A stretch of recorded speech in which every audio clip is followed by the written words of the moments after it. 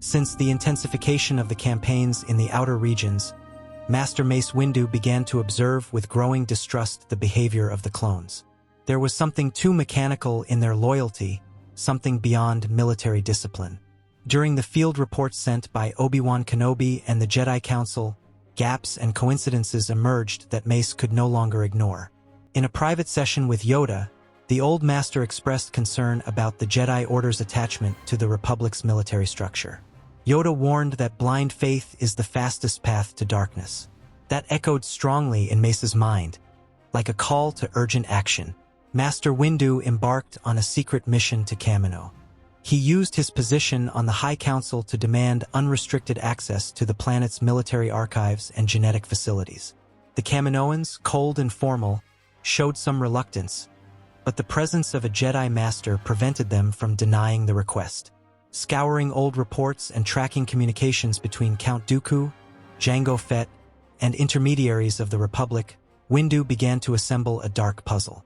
He found coded references to contingency orders, among them Order 66 and, what caught his attention the most, an order that aimed at the total extermination of the Jedi.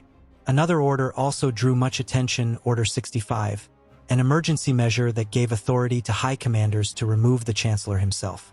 With these concerns in mind, Mace returned to Coruscant immediately.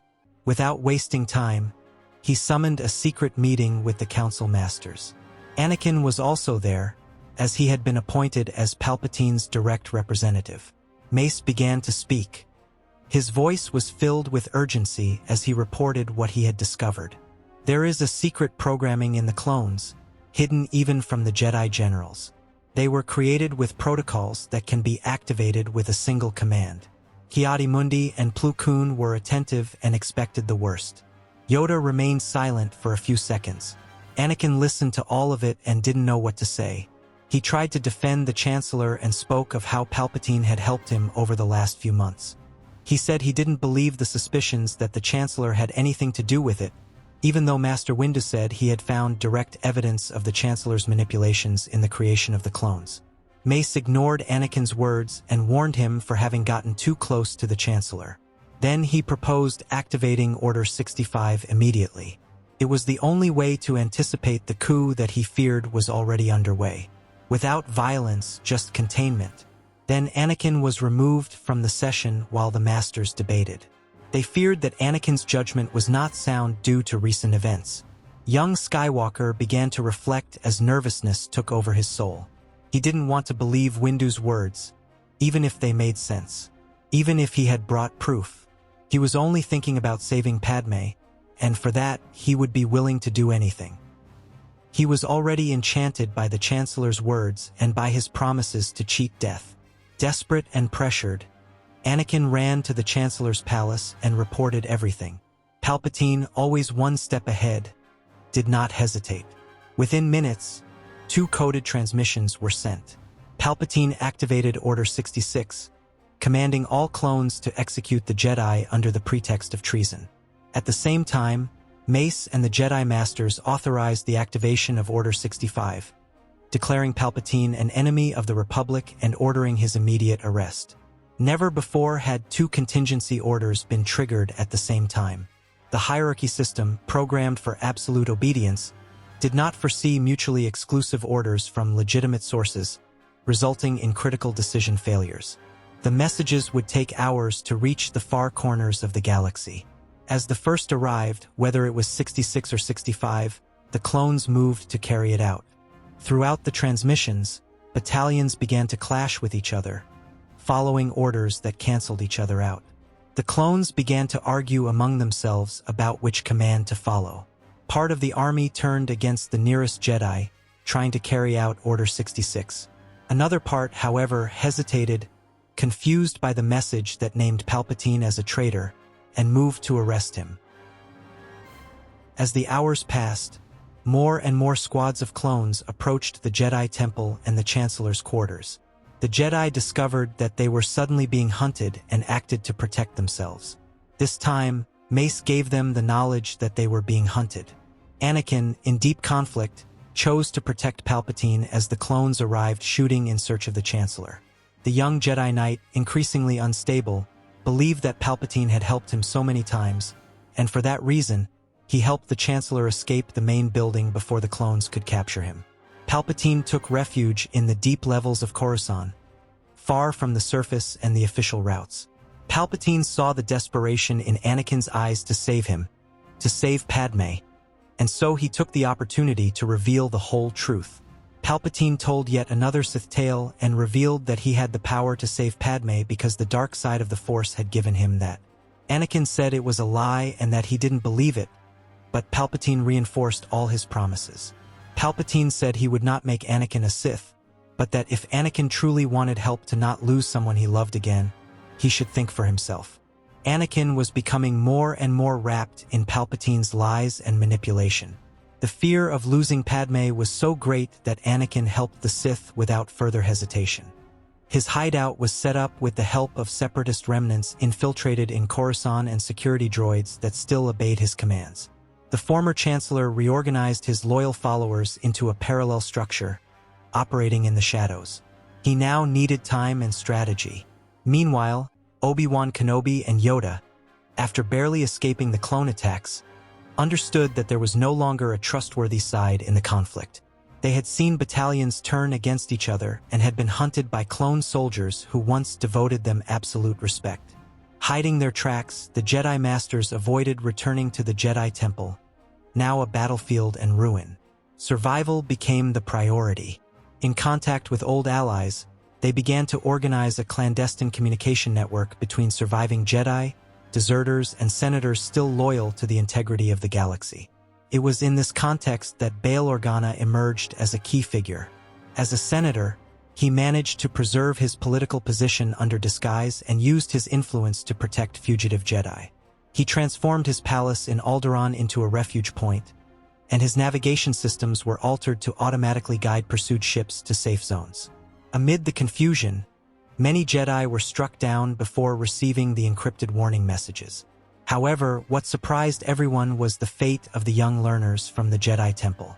When Order 66 was activated, the young Padawans were guided by Plo Koon and Ki-Adi-Mundi through secret emergency tunnels created during the times of the Old Republic. The escape was risky but successful thanks to the efforts of the Old Masters. Plo Koon, seriously wounded during the evacuation, handed the Padawans over to a resistance cell on Naboo before disappearing. Ki-Adi-Mundi continued protecting the children wherever they went. These acts of silent courage helped keep the hope of the Jedi Order alive. In parallel, Obi-Wan and Yoda coordinated the rescue of fallen masters, making contact with deserter pilots and former members of the Order who had abandoned the battlefield before the final crisis. The instinct now was to survive so that maybe one day they could rebuild. Meanwhile, Palpatine, even in hiding, was not inactive. With the help of separatist engineers, he began the creation of a new network of elite droids, programmed with total obedience to him. They were better than regular droids, which kept being destroyed as clashes against the clone troops occurred. The objective was to retake Coruscant silently, cell by cell. Palpatine knew he would not win a conventional war at that moment, so he acted like a shadow. His new empire needed to be born in silence, and his new apprentice needed to be shaped by pain, by doubt, and by loss. Everything was falling into place. With the collapse of the Senate and the fragmentation of institutional loyalties, the clones took on an unexpected and increasingly authoritarian role. Without a unified central command, they began to follow local orders based on radical interpretations of Republic protocols. This resulted in brutal attacks against anyone who opposed their presence or questioned their authority. Ordinary citizens, politicians, Jedi sympathizers, or even neutrals were interrogated, punished, or executed. Initially, the surviving senators tried to re-establish some control over the cloned legions. Emergency meetings took place on planets not yet taken, but the pleas were ignored or intercepted. Many of these leaders were captured and killed by their own security detachments. Over time, the clones themselves began to hunt anyone suspected of collusion with the Jedi or the missing Palpatine. Thanks to his cleverness, Bail escaped punishment by pretending to follow everything the new council commanded. Democracy had been replaced by patrols and improvised tribunals. Without galactic coordination and abandoned by political leaders, The more experienced clones formed tactical councils to ensure order amidst the chaos. In the face of this new regime, spontaneous rebellions began to sprout in various regions. Oppressed peoples, isolated cities, and small planets refused to obey the cloned forces and formed militias. Some of these cells were organized around surviving Jedi, who, even weakened, still symbolized hope. Others operated out of local motivation or simply the desire for freedom. The resistance spread like a spark among wreckage. The Jedi, though reduced to a few, came out of hiding for specific missions: evacuations, sabotage, and civilian rescues. The Order no longer existed formally, but its essence persisted in action. The attacks carried out by hidden masters helped fuel the spirit of insurrection. Without access to large-scale weaponry, the Jedi used the element of surprise and their mastery of the Force to make up for their numerical inferiority. Many times, their mere presence was enough to inspire local revolts. Meanwhile, Palpatine worked on his own retaliation. With still-secret resources and the help of loyal engineers, he built new underground bases. His plan involved retaking Coruscant at the right moment, not to restore the Republic but to shape his own empire. Hidden with Palpatine and constantly on the move, Anakin used illegal channels to communicate with Padme.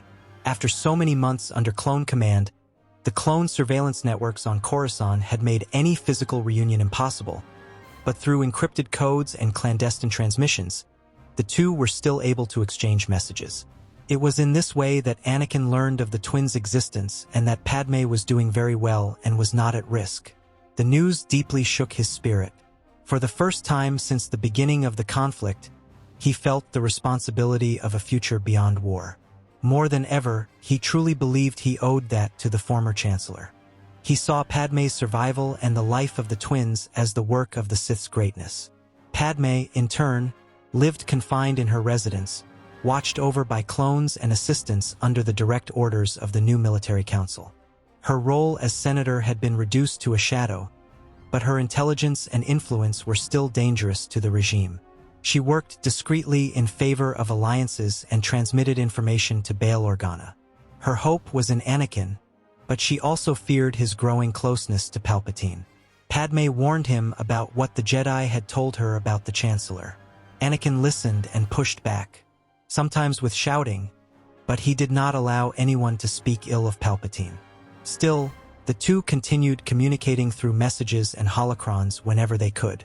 The galaxy was now divided into three fronts of conflict: the authoritarian clones, the remaining Jedi, and Palpatine's hidden empire. No side had total control. The planets lived among uprisings, military occupations, and interference from inquisitors. It was a fragmented war, with no clear borders, where alliances shifted according to the interests of the moment. Some systems supported the Jedi, others submitted to the clones out of fear, and others sold themselves to Palpatine's promising speeches. The galaxy no longer had a center, only zones of influence in constant collision. Anakin wandered through battlefields and devastated zones. He and Palpatine began to realize that control no longer belonged to them.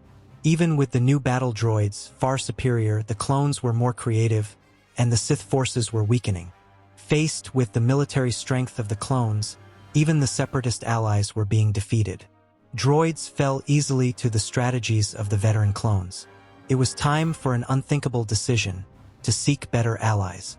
The Jedi weren't doing much better. Each Jedi could handle dozens of clones, but the problem was that each squad contained thousands of them. The Jedi forces were also falling, so they too knew a change in strategy was necessary. Then the promised day arrived. Obi-Wan, operating in the Outer Rim with small resistance groups, couldn't believe it when he received the message. Anakin was asking for a meeting, just the two of them, no one else. Hesitant, Kenobi went to the meeting point where he found his old friend covered in ashes and regret. "So you finally show up after all these years, since you simply abandoned us and pledged yourself to the Chancellor, Anakin?" In response, Anakin said, "Obi-Wan, I need answers, not more criticism." Kenobi, firm, replied, "What you need is redemption, Anakin. What are you really looking for? Forgiveness? or just an excuse not to face what you've become? Palpatine stepped out of the shadows, provoking. The old master still believes in redemption. How touching. But Kenobi stood his ground, hand on his deactivated saber. If the galaxy needs unity to survive, then even alliances with the devil himself will have to be considered. This was not a moment for fighting or lying. Obi-Wan listened to the strange proposal from the two and thought long and hard before responding to such an absurdity. But also considering the possibilities, he agreed to act. Obi-Wan was the one tasked with delivering the message to the surviving masters. When Mace Windu heard of the request, he demanded an emergency council with the surviving Jedi, and they decided they would hear what the Sith had to say. At the meeting, Palpatine and Anakin appeared as holograms. Obi-Wan, Yoda, and some remaining masters listened intently. The atmosphere was thick with tension. "Never thought I'd hear your voice again, Skywalker," said Mace, his gaze sharp. "Let alone his," he added, staring at Palpatine's hologram. The Sith, in his calm voice, replied, "And yet here we all are, because the clones, Master Windu, are now your true enemy." Obi-Wan stepped in. "We're not here to relive old wounds. We're here because we have to be. The clones are winning with this madness. The galaxy is dying." The argument escalated. "You destroyed the Republic by manipulating the creation of the clones, you cursed Sith," accused Mace. "You created the shadow that swallowed everything." Palpatine smirked with disdain. "And you handed the galaxy over to soulless soldiers. You used the clones, let them grow in power. Thought you could just keep using them? Now you reap the consequences." Anakin stood, his voice trembling between guilt and determination. "Enough! If we don't act together, there won't be a galaxy left to argue over." Yoda, in his calm, summed it up. "A temporary alliance, necessary it is. Dangerous, yes, but the alternative is extinction."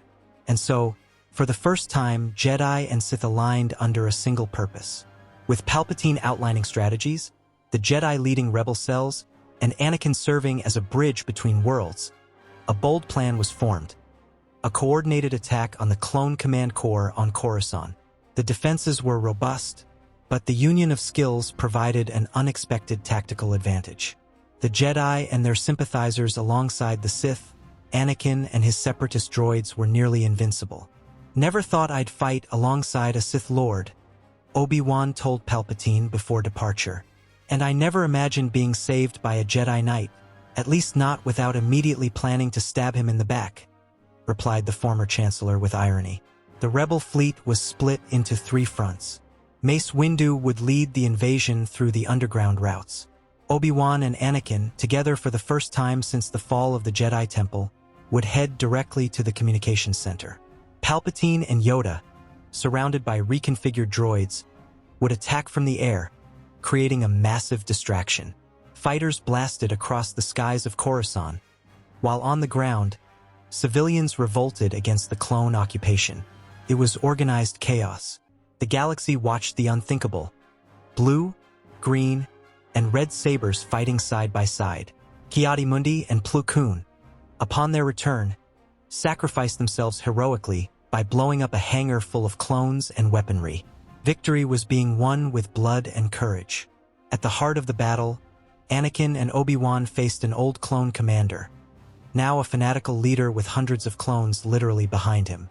During the fight against so many clones to take down their leader, Anakin was wounded in the shoulder, and Obi-Wan had to face the commander alone. The duel was brutal, but in the end, the base was taken. Palpatine and Yoda also managed to infiltrate another wing, defeating troops with Force lightning and powerful green saber strikes. Little by little, the remnants were being destroyed, and morale began to rise.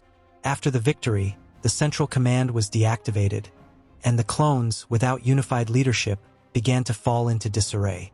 But victory came at a cost. Mace Windu was gravely wounded and fell right there. Palpatine, despite the win, knew that the trust with the Jedi was fragile. "Now you know who can truly protect this galaxy," he declared. But no one answered. Everyone was exhausted. Palpatine walked across the wreckage, his black cloak dragging along the ground, his eyes hungry for power. Beside him stood Anakin, now cold, still bleeding from battle, yet still fierce. Obi-Wan, dirty and exhausted, kept his guard up. Yoda, motionless, observed. The four stood face to face in the central command room. It was strange, but after the war they had fought together, there was respect. There was silence. But there was also the inevitable truth. The war had united them temporarily, but now the true conflict had returned. Palpatine looked at the Jedi. The galaxy belongs to those who saved it. Obi-Wan replied, firmly, the galaxy belongs to justice, not tyranny. Yoda stepped forward, his eyes fixed on Anakin. Choice has come, young Skywalker. A divided heart you cannot remain. Anakin hesitated. Palpatine looked at him. You know what you saw, what we lived through. They'll never understand what we are. Obi-Wan took a step forward. Anakin, don't do this. Don't let what's left of you die now. For a moment, silence. But within each of them, they already knew what was about to happen. Then the four raised their lightsabers. Each color lit up the shadows of the old Senate. 2 blue sabers, 1 green saber, and 1 red. It was the end of an era. The battle began like a storm, for sabers clashed at once. A dance of light and hatred, of hope and despair. Obi-Wan spun around Palpatine with quick movements, while Yoda alternated between leaps and short, precise strikes against Anakin. Force lightning was thrown at pillars. Dust rose and swallowed the floor. At one point, Anakin and Obi-Wan dropped their sabers and continued fighting with punches and kicks. There's still good in you, shouted Kenobi. You're wrong, Anakin replied, charging with rage. Palpatine unleashed a wave of energy that threw Yoda against the ceiling. The Jedi Master fell, but used the Force to push and stun Anakin, temporarily separating him from the fight. Obi-Wan then dueled directly with the Chancellor. During a desperate leap for an advantage, Palpatine spun and struck Obi-Wan's shoulder with his saber, causing him to fall and scream in pain.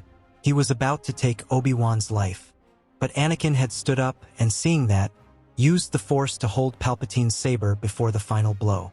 There's no need to kill them, Palpatine. Give them a chance to redeem themselves and join us. Palpatine didn't even hesitate and launched his lightning, burying Anakin in debris with the impact. Will I have to re-educate you like this again, Anakin? I'll do it as many times as necessary. With these ones out of the game, you'll be reborn as something greater. Yoda got up and used the Force to grab Obi-Wan's saber while Palpatine was distracted with Anakin. With a saber in each hand, he also lifted Anakin's saber with the Force. Then he made the 3 sabers float around him like wings of justice. The little master spun with lethal precision, attacking Palpatine with the strength of 3 generations. The Sith, surprised by the triple skill, tried to defend himself, but was pushed back. Palpatine fought like a living shadow, but couldn't resist the power of the old Yoda. The duel reached its peak when Yoda launched Anakin's saber at Palpatine's chest, distracting him, while attacking with the other 2 from above and below. Yoda had cunning and much experience, so with a spinning move, he fooled the Sith's eyes and cut him in half. The battle fell silent.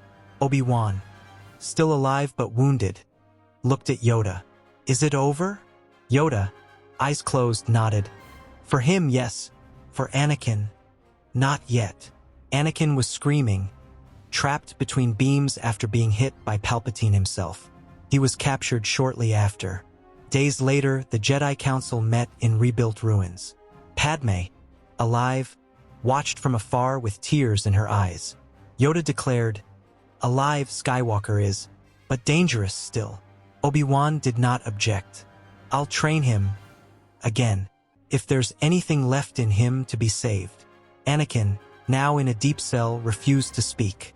His breathing was slow, controlled. He was thinking, waiting, perhaps for redemption, perhaps for revenge. Months went by and he remained in fury, but it was when they allowed Padme to bring the twins to see him for a day that Anakin truly smiled. While talking with Padme and holding the children, he wept and made promises. His redemption would be long, but they would give him as much time as necessary to recover from all the poison the former Chancellor had poured over him. Yoda, at the top of the rebuilt temple, looked to the horizon. Balance? An illusion, it may be. Obi-Wan joined him, tired. But for a moment, we were united. The old master responded with a faint smile.